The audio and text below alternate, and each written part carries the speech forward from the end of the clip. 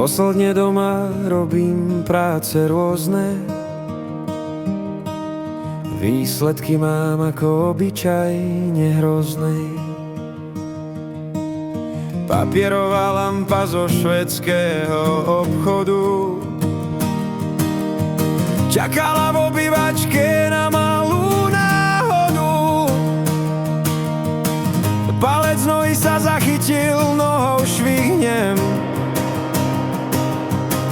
Spodok lampy som odtrhol, žasnúť stihnem. Vede z papiera to pôjde zlepiť páskou. Manželka ma premerala v očiach s otázkou. Lepím, majstrujem, skúšam zasa znovu. Tak nakoniec kupujeme lampu novú. Šikovnosť zo mňa tryská, srší a sála. Manželka sa výsledkom od smiechu váľa.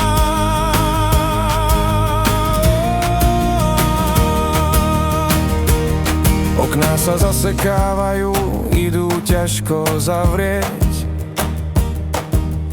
Do svojich zručností musím opäť načrieť.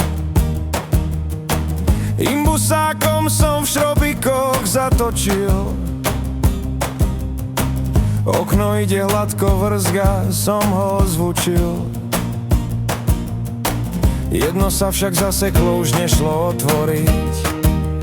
Nevadí, olejom som ho musel podporiť.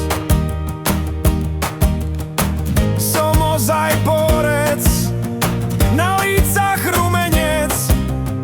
Žiaľ špinavý olej kvapol aj na koberec. Šikovnosť zo mňa tryská, srší a sála.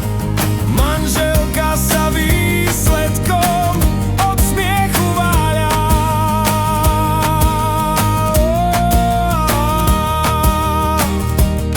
Aj pomoc v kuchyni mám v malíčku, pomáhal som čistiť mrazničku. Rozmraziť trvá, to verte mi, hlavne aby nebola voda na zemi.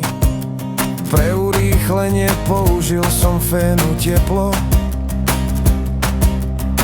To bola paráda, krásne to tieklo.